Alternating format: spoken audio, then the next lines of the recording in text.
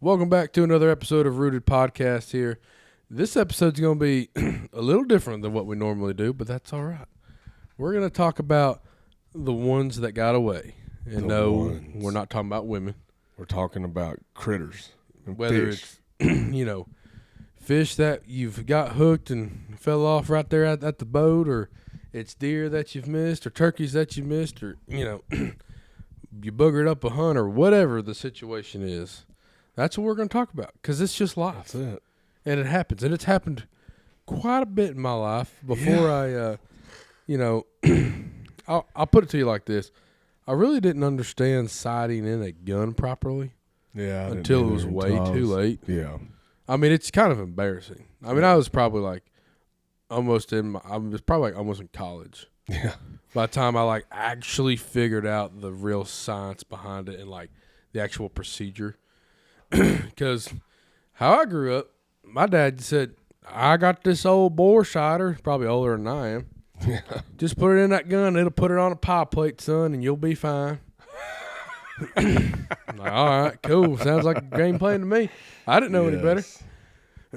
So by golly, we put that bore sighter in there, which probably never worked properly its whole time I was alive. Yeah, probably not. And so, we do that, and I'm thinking, cool, I'm good. It's that easy. I'm like, sweet, Dad, this is I can do this. Well, one time, I was probably 16 or 17. Dude, I'm sitting there, and it's rifle season, so it's probably late November, early December, whatever. Dude, I use this call called a super hot mama call. Ooh, a hot mama call. And it just sounds like a doe ready to go in heat and everything. So I do that, and here comes out, at that time, it was a good 8-point buck, and to me, especially at that time, it might as well have been the biggest deer God ever made, Yeah.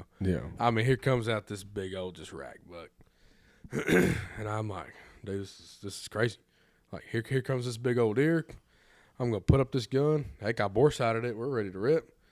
I put that gun up, and boom, nothing. Actually, it was a muzzleloader because I remember the smoke. Mm-hmm. Well, and that smoke cleared. I thought, maybe that deer just died right there, or maybe it's in the woods. Dude, there wasn't a hair, there wasn't no blood, there wasn't nothing. And I thought, well, how bad could this gun be off? Well, at the time on that property, there was this big old mound of dirt. I mean, freaking 15 feet high. Big old giant mound. And in all reality, it's probably 10 foot high. But anyway, big, backdrop. Of course. I said, well, let's see. I point the gun at the bottom of the mound. It doesn't hit the mound of dirt. I finally get that thing back home, and I tell my dad about it. He's like, oh, you mean that bore sight ought to put it right on? I don't know what to tell you, dude. It didn't work. It didn't work. So we get a bunch of cardboard out. And where we live, we could shoot, and it was fine. We had backdrops and everything. So anyway, we finally get it to where it's so far up and to the right, it's not even funny. We finally get it back down, and Dad's like, well, you can't turn this scope. And I'm like, I don't even know what this is. Yeah. So anyway, we finally get it back on. But, dude, I have missed so many deer because I just thought bore sighting was the only thing that you could do. There's other deer I've missed and stuff, and I mean, but that one really sticks out in my mind because it was one of the first times I called in a freaking big. To me, it was especially in that one time, it was a big old buck, right? And I mean, smooth missed that sucker. Well, one time that comes to mind for me, it was several years ago. Me and you were filming together, and I'd been watching this buck this was year 3. I guess 2 or 3 of watching this deer. Big deer. Huge. Massive. Probably still one of the bigger ones we've ever had on camera. Yeah. Or seen in flesh, too. For sure the biggest deer we've had on camera in flesh. Yeah. And he was coming in every single day, same time, like clockwork. It's August, blistering hot. Me and John are just sweating our little honeys off in there. I mean, just sweat pouring. Dude, that little, not little, but that blind might as well have been a hot box. It was a sauna, and it stank in there. Ooh. Oh, it stank. I don't care so how bad. much product you could spray or things you could turn on. It didn't work. And there's nothing out there that's going to fix that. So we watched this deer, and like I said, I've been watching it for several weeks leading up to this hunt. Yep. I even have a picture of it in daylight on my camera. Yeah. On the opposing ridge, just standing over there chilling. Well, we let this beautiful mature 8-point walk right past us at 10 yards. That was nice. Didn't even reach for the bow, because I'm thinking, ain't no way I'm gonna kill this deer, because that giant deer is doing the same thing every day, and I know he's close. I know he's coming. Yep. So why would I shoot this deer? Well, that was a very crucial mistake on our part, for sure. Yeah. Because we let a really good mature deer go, and that big deer, he came out. He did, but he stayed at 90 yards. Yeah. And just walked around showing that rack off like he was the king of the hill, and never would come within bow range. Nope.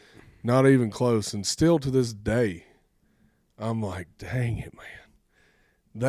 I see them videos pop up on my phone as memories, and I'm just like, wouldn't it have been nice to kill that big buck?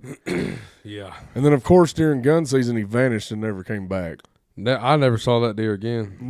No, he never came back, and I was just heartbroken about it. Yeah, that deer's hanging on someone's wall. Oh, you better believe it. That's a giant. Oh, yeah, he's hanging on somebody's wall. It's a flipping giant. I mean, an absolute ginormous whitetail. Yeah, man. I remember that deer, filming it, and man, you talk about one you wish you could just pull out the window mag, smoke that joker, just drop him in his tracks. But it was bow season. We can't do that. Hey, so it is what it is. I still, that is the biggest deer I've ever seen on the hoof. Yeah. He was, I'd say he had gone 170. Yeah, easy. I mean, he was an absolute monster. And, granted, the velvet's going to add a little bit to that, so you got to have a little deduction for that. But still, just the frame, the tine length, the mass, just an absolute monstrosity of a whitetail. Beautiful deer. It would have been a good one to kill, but now he's on someone else's mantle, and yeah, it just wasn't meant to happen that way, and it is what it is, man. That's probably the worst thing about watching the deer like that, and then you don't get it, and you don't know what happened to it. Like a neighbor didn't kill it, or a neighbor you maybe not know as well killed it, and that never told you. Yeah. It's the not knowing. It is. Like if I could just see a picture of it on the wall, I'd be like, okay, cool. At least I know. Oh yeah, that'd be cool, man. Versus I don't know. Yeah, I mean, we had these beautiful food plots for him and everything. But going back, hindsight's 20/20. But I would have absolutely killed that other one. Oh yeah, I should have shot that deer. That was a awful mistake on our part. That was a great deer. Heck yeah, it was a great deer. What you talking about, Bow range, sitting there broadside. Yeah, just chilling. God was like, here you go, shoot this one. And we were like, nah, bro, we're going to wait and get this big boy that ain't ever going to come. And then we missed our opportunity. And, now he's on somebody else's. So that was probably the one that I will always think about, is that one buck that got away. Well, dude, I'll tell you this. I'm telling you, I've screwed up so many times it ain't even funny.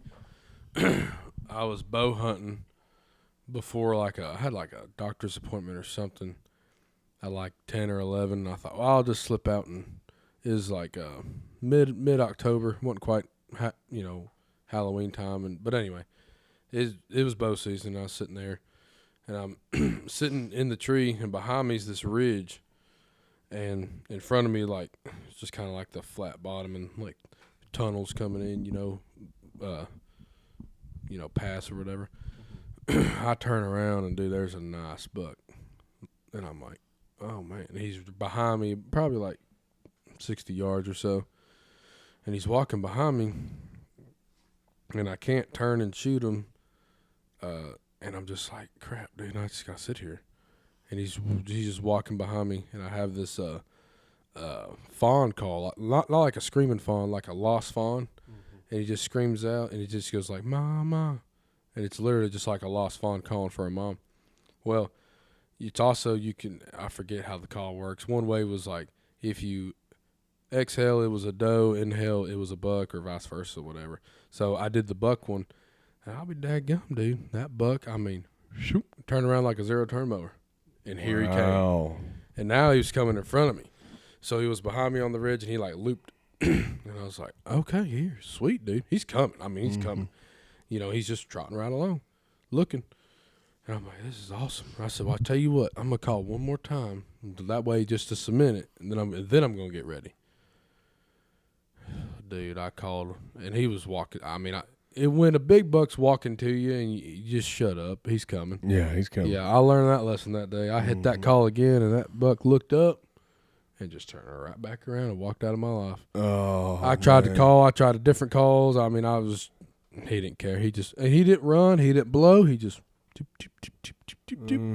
out of my life forever. Right on back out of your life. And I was like, gosh, dang it, man. Because I still haven't killed a buck with a bow. Yeah. And I was like, here it is. Here's your opportunity to shine. That's a few years back now, but man,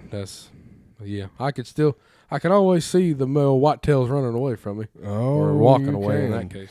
Well, this really, it has something to do with hunting, but it's not about a deer that got away. Yeah. So when I was getting ready to graduate high school, I had to go take the ACT, you know. And, you know, I'm not one of those standardized test kind of guys. And I had been invited to deer hunt. So, and this is not advice for all you people out there taking the ACT. Don't do what I did. Do what I shouldn't have done. Yeah. So I roll in there thinking, you know, whitetail on my mind. If I can get this done in, 15 minutes, I can make it on up the mountain there and be there for the afternoon hunt. So that's what I did. I wrote my name and Christmas tree the entire thing and then handed it in. Made it 12. On the ACT? Yeah, on the ACT I made a 12 on my first run, and my dad was like, well, how'd you do? I was like, I think I did all right. Yeah. I know I did all right in the deer stand. That was a lot of fun, you know? Yeah.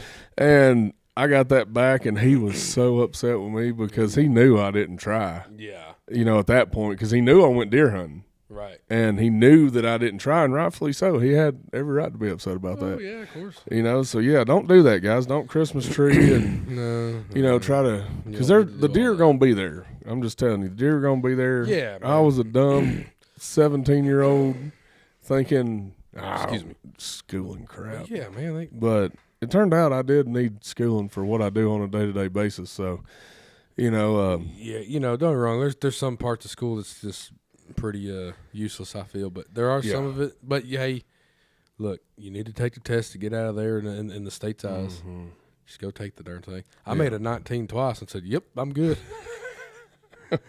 I said, yeah, I think that's all Johnny Ray's got on this whole ACT gig here. Yeah, I think I ended up making a 20 or 21, something like that. And I was like, that's good. I ain't taking it. Buddy, I hear you. Look, man, I ain't stupid, but I am not a test taker. I am not a standardized test taker. I'm the guy that goes in, you show me how to do something and let me do it with my hands, and I can do it. Yeah, I'm right there with you. I can do it. I don't need to sit there and take a time test to figure out how good I am at something. No, especially not math. And the funny thing about this is the English part. I had to go take remedial English, because they're like, man, you suck at English. You're like, I speak it pretty good, I guess. I reckon I speak that English pretty good here. Oh, man. And so, I get to this English class, and I'm like, what the heck? This is crazy. I feel like I'm back in high school again. Yeah, right.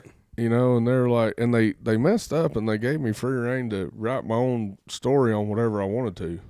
And I think I've said this before. I wrote it on the Ballad of the Redneck. Oh, yeah. Yeah, so nonetheless, so the Ballad of the Redneck went through all the different types of rednecks. I love that. You have your hardcore rednecks, which they live and breathe it. You have your part-time rednecks, which are kind of redneck every day of the week, but they're kind of not. Then you have your weekend warriors. They're the weekend rednecks. They go out, tear it up in the weekend, but during the week, they're just going to 9 to 5. Yeah. Regular guys. So that's what my article or my story was about. And fast forward a few years, I hated riding. Hated it. Hated every second of it. But it was because I wasn't able to write what I wanted to. Right. And so had to write about what they told you. Exactly. Fast forward a few years, I'm a published author. Yeah. I mean, it's kind of funny how that came full circle there, because I went from absolutely despising it because I had to write about a Hamlet book that I didn't care anything about. What some old dead white person wrote about.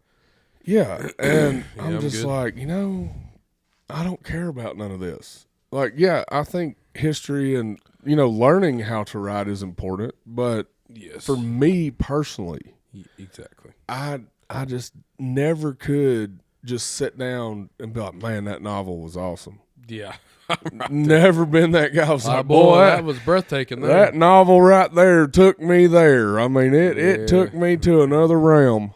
I mean, it just wasn't like that for me. I was more the kid that was outside, blowing stuff up with firecrackers, Oh, yeah, setting the ants on fire.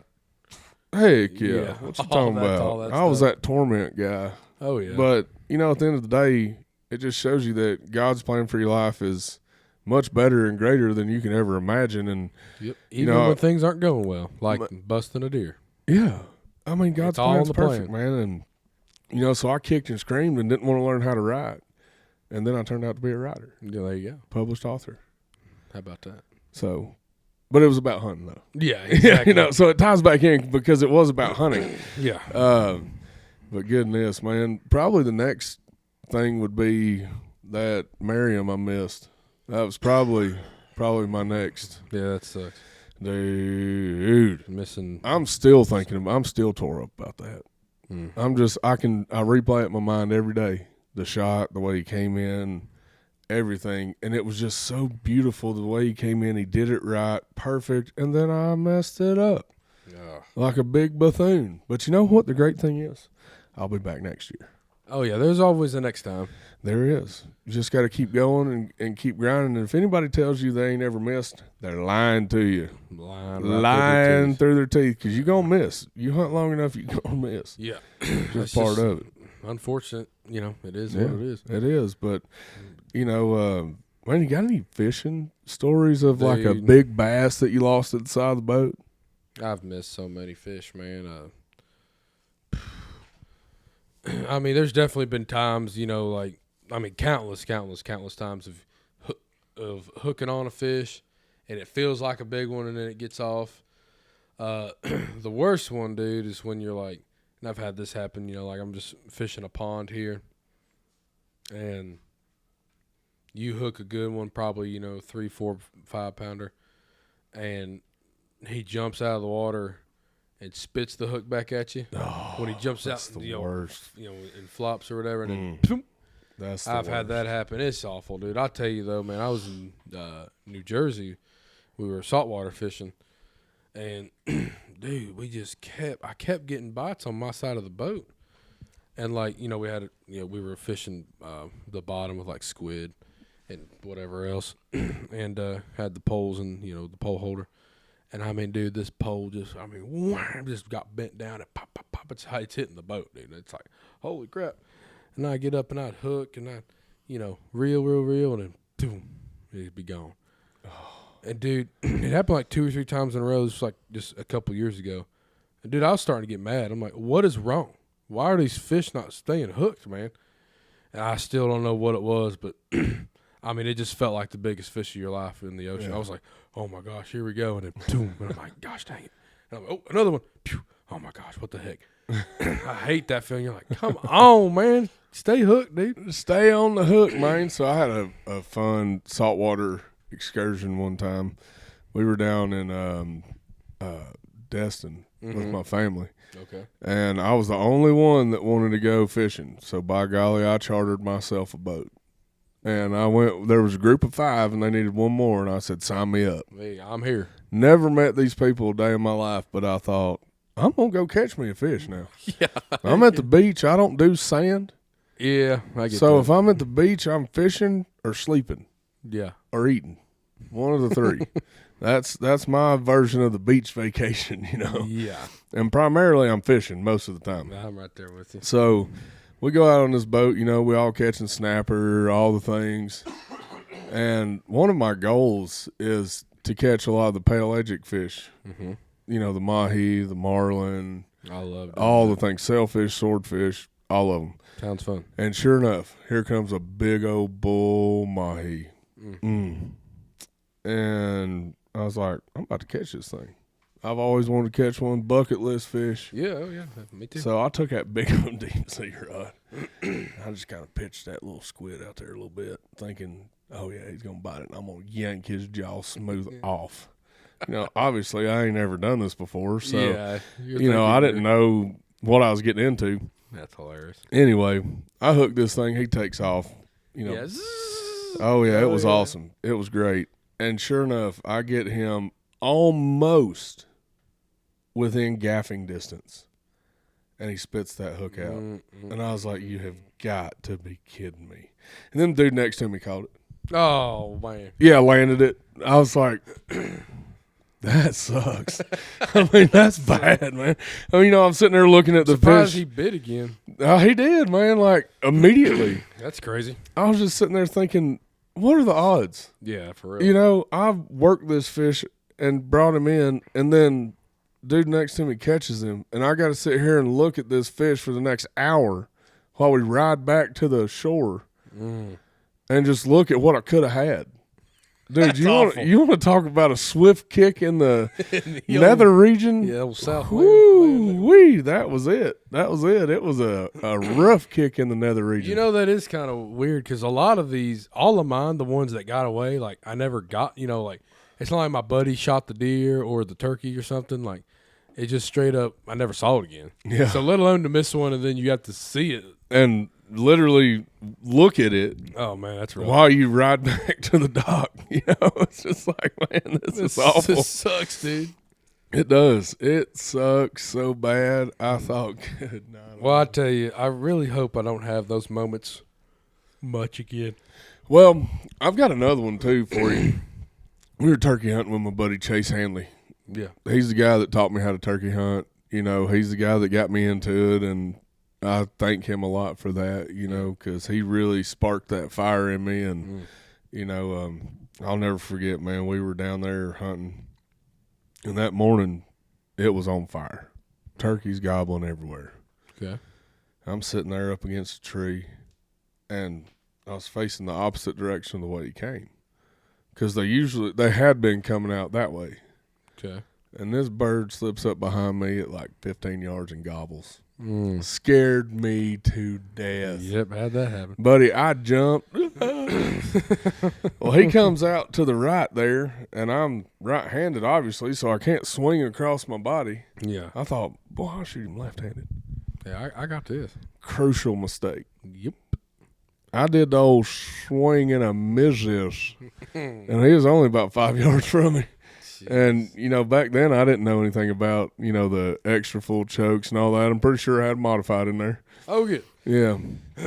Running that, what was it back then? The old Longbeard XL or XR or something like that. Oh, yeah, them Winchesters. Yeah, that's what I was shooting on that hunt. I mean, man, I was in high school still on this one. And, that bird missed him. And this guy got away. So this is a cool one because it's a redemption story. And I, kicking myself in the butt. Oh, yeah. Self-pity, wallering in it, just laying in self-pity. Like, I suck at turkey hunting. I'm never doing it again. Like we all do. I may be a little more animated than others. It's okay. That's awesome. So he's like, man, it's going to be all right. I mean, it's 7 o'clock. Like, hey, buddy, we're going to be all right, dude. So we got on this other bird gobbling, and he was hammering, but he was in a strut zone. So we decided to go off in this swamp and start crawling. Well, I knew when I almost put my hand on a copperhead that I was about to kill that turkey. I was like, oh, it's on. Yeah. Yeah. So what ended up happening is there were two birds right there next to each other, and we ended up crawling. There was a bunch of that cane, like bamboo or whatever. Oh, okay. The cane stuff in the swamp. Yeah, it's grown up on the top side, so it was great cover. I mean, we could crawl right up in it, and they would never see us. So we did that, And finally, they started working their way to us. And he said, man, if you're going to shoot, now's your chance. And I shot, and I'll be daggum if I didn't roll that rascal. Oh, man. I went out of there hooping and hollering and screaming. So I went from the lowest of lows in the hunting world. Oh, yeah. Back to on top of the mountain within an hour. Heck yeah, dude. It happens. You just got to keep going. You know, it does. You know, the worst part, even missing, and thankfully I don't have a ton of these stories, which is great. But, dude, when you hit a deer and you see blood and stuff, yeah, and then can't find it, man, that tears me up. I had a buddy do it once, and I've done it once. Mm-hmm. And then, I mean, it does happen. You know, it does. It's unfortunate, but man, this past deer season, I was with my wife's uncle. And this deer ended up being fine. Kind of spoiler alert. I mean, it's fine. I had it on camera. Has a scar on it. Anyway, we were bow hunting. This deer gets about 30 yards away. Hits the deer, which seems to be fine, and he hit it right in no man's land. Oh, no vitals, nothing. Arrow went clean through.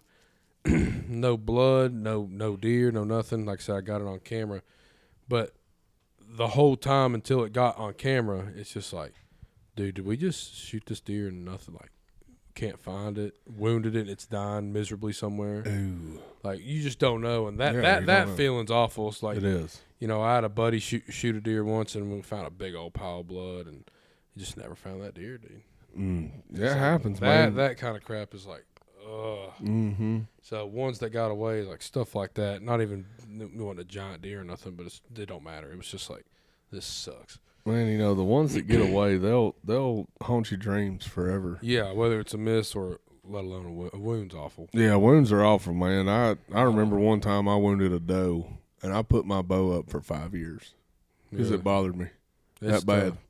I didn't like it. I was like, I'm not out here to wound animals. Yeah. If I can't kill them efficiently, then I'm not going to do it. And that just shows you, too, it's like you just got to practice, man, especially with a bow, but guns, too.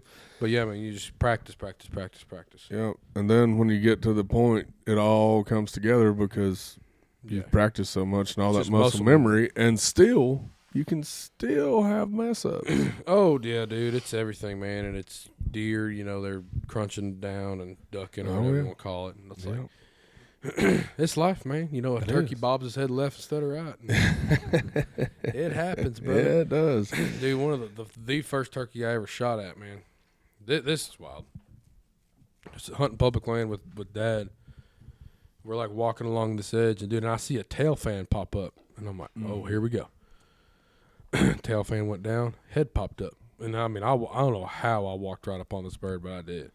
I mean, he ain't but 15 yards maybe. Oh my gosh. And I'm like, just a bunch of brush on this hedge, and anyway, I just happened, it's just perfect. I was like, cool, boom.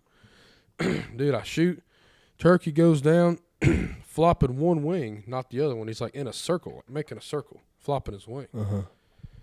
And I just think, cool, I don't know any better. Turkey pops up, runs, and I'm like, I'm looking at Dad like, what the heck?